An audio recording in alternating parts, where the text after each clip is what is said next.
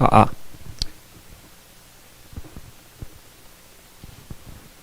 뭐라 할까 하다가 이제 오늘은 재미있는 이야기를 해볼까 해요. 껄렁대지 말라고 했으니까 최대한 안 껄렁대게 노력을 해보도록 하겠습니다. 어, 오늘 할 얘기는 돈이 지금 어떻게 흘러왔고, 그러고 어떻게 뭐라고 할까, 현실적으로는 어떤 위치에 있나, 약간 뭐 이런 거에 대해서 한번 얘기를 해볼게요. 일단은 뭐 처음에 돈의 시작이야, 당연히. 뭐 조개 껍데기나 뭐 쌀, 물물 교환이었겠죠. 이게 이제 첫 번째란 말이야. 이것까진 다 알아. 돈을 어떻게 해가지고 사용하게 됐지? 라는 질문을 하면은 항상 이제 이런 얘기들이 나오죠. 근데 이제 생각을 해보면은 이거를 돈으로 쓰기에는 약간 무리가 많죠. 쌀이라는 거는 농사를 지어서 나오는 부산물인데, 뭐 농부한테는 쌀 말고 사과가 필요할 것이고, 또 뭐 사과가 아니더라도 다른 어떤 물건들이 필요할 건데, 농부끼리 거래를 할 때 쌀과 쌀로 교환을 한다? 그러면 별 의미가 없겠죠. 조개 껍데기 같은 것도 뭐 바닷가에서 그냥 많이 주워놓은 놈이 그럼 돈이 많은 거니까 말도 안 되는 일이죠. 그래서 이제 여기서 좀 더 보편적인 필요한 것으로 사용을 하기 시작을 했습니다. 그게 이제 누구나 다 알다시피 급이죠. 그래서 얘가 이제 두 번째로 돈으로 쓰였어요. 그래서 처음에는 이제 얘로 쓰다가 얘로 쓰니까 좀 더 그 거래를 할 때 금 뭐 1돈만큼 줬으면은 이만큼 물건 줘야 되는 거 아니야? 약간 이런 식으로 이제 점점 그 가치가 확립이 되기 시작을 하는 거죠. 그래서 이제 근데 얘를 이제 좀 쓰다 보니까 문제가 하나 생겼어요. 뭘까요? 네, 무겁습니다. 상당히 무거워요. 그래서 무거운 것도 무거운 건데 얘를 가지고 거래를 하려고 하면은 나는 1돈이 있어요. 1돈이 뭐 20만원이라고 쳐요. 근데 이제 동정형은 100돈이 있어. 근데 가지고 있는 게 100돈 밖에 없어. 그러니까 100돈 하나짜리야. 그래서 바꾸려면은 이걸 다 잘라야 돼. 그죠? 얼마나 불편해. 그래가지고 그 로스차일드 시대에 가서, 그러니까 1600년대인가 1800년대가 그때 가서 그 금 교환권이라는 걸 만듭니다. 얘를 이제 또 운반하려고 하면은 그 양이 엄청나게 많으니까 도적들이 막 그 운반하는 데를 알아서 먼저 가 있으면은 뺏을 수 있잖아요. 그러니까 공짜로 막 몇 천만 원, 뭐 몇억 이렇게 막 팍팍 생긴단 말이야. 그래서 이걸 지키기 위해서 또 돈을 써야 되는 그런 이상한 상황이 왔기 때문에 이런 걸 만듭니다. 그래서 이게 그 현재의 화폐죠. 그래서 뭐 이건 이제 말하자면은 그때도 이제 은행이 있었는데, 은행에다가 뭐 예를 들어서 로스차일드 이름으로 썼다.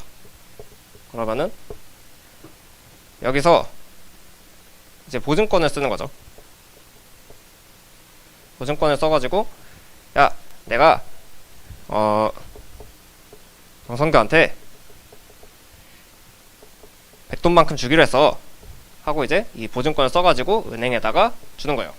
그러면은 이 은행에서 그렇구나, 그러면은 이제 로스차일드 금을 정성규한테 주는 거죠. 그래서 이 화폐가 이제 처음에는 금 교환권, 그러니까 얼마를 줄 것이다 라고 이제 은행에다 제출하는 용도로 썼다 이거예요. 근데 이것도 이제 쓰다 보니까 불편해. 왜? 이 보증권에 써져 있는 만큼만 바꿀 수가 있어요. 그러고 내가 다른 사람한테 또 줄 수도 있잖아요. 그러니까 내가 이제 천 돈이 있는데 다른 사람한테 100돈만 주고 싶어. 근데 나는 1000돈짜리 보증금밖에 없어. 그럼 또 써야 되잖아요. 또 줬는데 은행에서 받았는데, 야, 이거랑 말이 안 맞잖아 하면서 이제 그걸 또 다 기억해야 된다는 거지. 그러니까 장부에다 다 써놔야 돼. 그래서 또 귀찮아졌어. 그래서 내가 얼마를 줬고 얼마를 받았고 이거를 다 기억해가지고 장부에서 써야 되니까 귀찮아. 그래서 바꾼 게 이제 실질적으로 국가에서 쓰던 화폐죠. 그래서 이제 근데 어쨌든 얘를 가지고 얘를 만든 거란 말이에요. 그죠? 그래서 이거를 근본이제라고 한다. 여기까지 이제 쉽게 이해가 됐죠? 이게 안 쉬웠으면 약간 공부를 하셔야 될 필요가 있습니다. 어쨌든 이 화폐가 그래서 사실은 은행에다가 뭐 100달러를 줬다. 그러면 100달러만큼의 금을 받을 수가 있는 그런 구조였어요. 원래는. 근데 이제 생각을 해봐요. 이 금 교환권을 만들었던, 그러니까 돈이 많았던 재벌들이 있겠죠. 금융 재벌들이. 이 금융 재벌들이 이 금이 화폐 돈을 주는 거에 대한 근본이제 시스템을 싫어해요. 왜 싫어할까요? 그러니까 이제 예시를 들어드릴게요. 1온스가 금 1온스가 원래 35달러였어요. 원래는 이제 1달러였는데 여기서 이제 조금 문제가 많아서 35달러로 하기로 한 거죠. 원래 이제 금 1온스는 그 미국 달러로 35달러였어요. 근데 왜 근본이제를 금융 재벌들이 싫어할까요?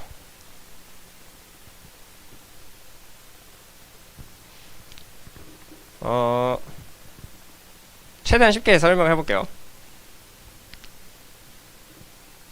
부자들은 돈을 더 많이 벌고 싶어 하죠. 근데 이 금이라는 거는 생산량이 딱 정해져 있어요. 그죠? 아무리 발악을 해도 금광 안에 있는 것만 캘 수가 있고, 이거를 주조해가지고 하는 거를 나중에 한번 찾아보세요. 금을 황금으로 만들려면은, 금맥에 있는 걸 황금으로 만들려면 상당히 많은 노력과 에너지가 필요합니다. 그래서 얘는 이제 만들 수 있는 방법이 이제 정해져 있으니까, 뭐 은도 그렇고 그 양이 딱 정해져 있는데 얘는 그냥 지폐니까 찍어내기만 하면 돈이 만들어지네.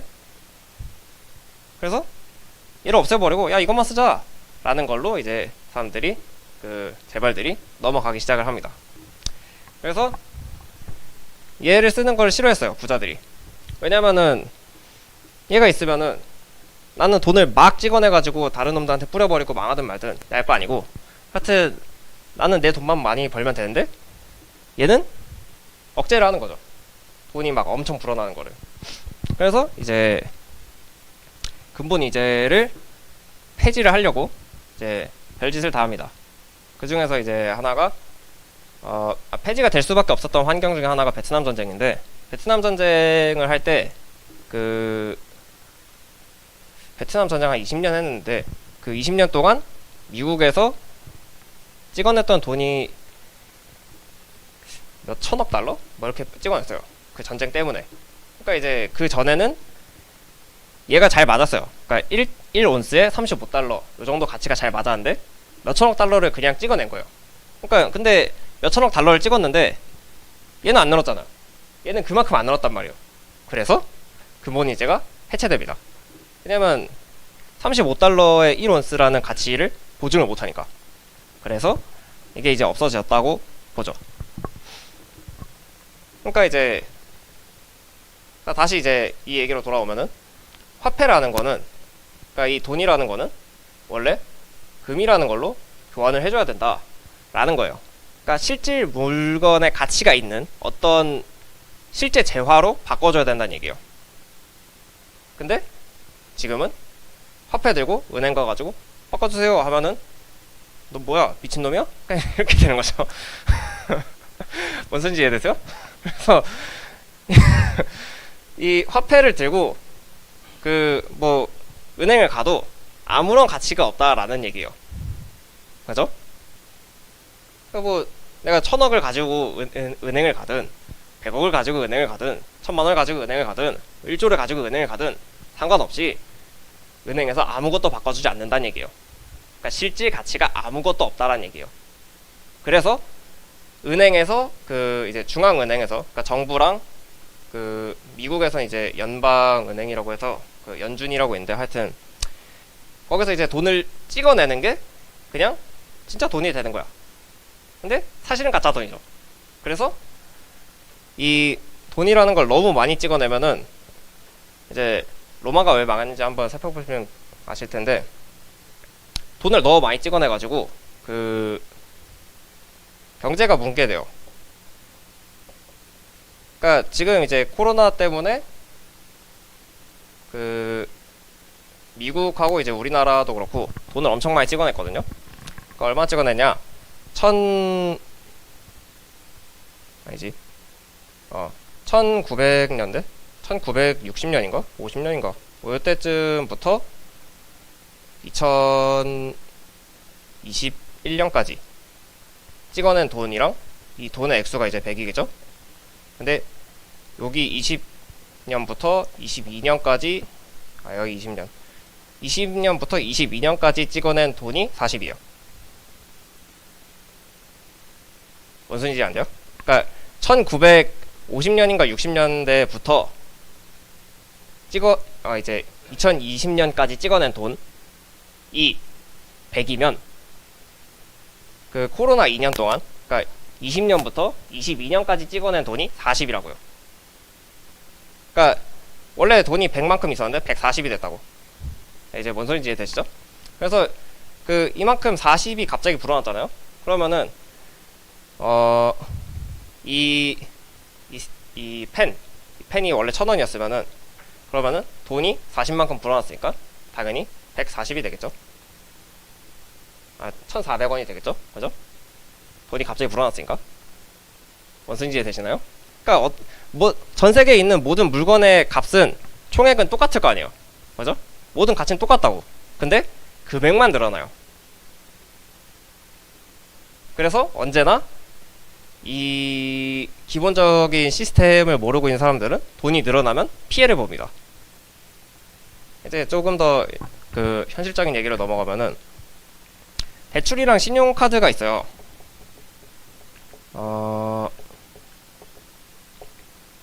얘네 둘의 이제 특징은 둘 다 돈을 빌려준다는 거죠, 먼저. 그래서 카드를 이제 우리가 어디 가서 이제 가게에서 쓴단 말이에요. 가게에서 이제 여기서 뭐 10,000원어치를 썼어요. 그러면은 우리는 이제 머릿속으로 생각하기에 그냥 내가 낼 돈을 먼저 빌려서 썼다, 그냥 요 정도로만 생각하죠. 근데 이게 어떤 시스템이냐면은, 내가 10,000원을 딱 결제를 하는 순간에 없는 돈이 10,000원 생긴 거예요. 무슨 소리인지 이해되세요? 그러니까 이 100만큼 만들었던 거랑 40만큼 만들었던 거랑 똑같은 거예요. 그래서 없었던 돈이 10,000원 생겨가지고 이 전체 경제에서 원래 10,000,000원 밖에 없었는데 10,000원이 뚱 생긴 거예요. 그래서 전체 경제는 1,001만원이 되는 거지. 그래서 대출도 마찬가지예요. 그럼 이제 신용카드는 그렇다 치고, 대출을 제일 많이 받는 경우는 언제죠? 아니죠. 대출을 제일 많이 받는 경우, 그렇죠, 집 살 때죠. 그래서 부동산 살 때 대출을 제일 많이 받죠. 근데 대출을 하면은 돈이 공짜로 생기는 거라며. 그죠? 그래서 부동산이랑 거리가 먼 업계들은 가짜 돈의 피해가 큽니다. 이제 약간 속았다라는 느낌이 들지 않나요? 이게 속았다라는 느낌이 들어야 되는데, 하여튼 그래서 이 부동산 업계랑 먼 업계들은 없던 돈이 갑자기 생겼으니까 이 자기들은 번 돈이 없는데 물가만 쭉쭉 올라가는 거예요. 그죠? 그래서 여러분들이 일단 뭐 다른 이야기를 하기 전에 이 얘기를 먼저 해놔야 다른 이야기도 약간 통하지 않을까 싶어서, 돈의 역사에 대해서, 그리고 이게 얼마나 어이가 없는 시스템인지 알려드리기 위해서 먼저 얘기를 드렸습니다. 끝.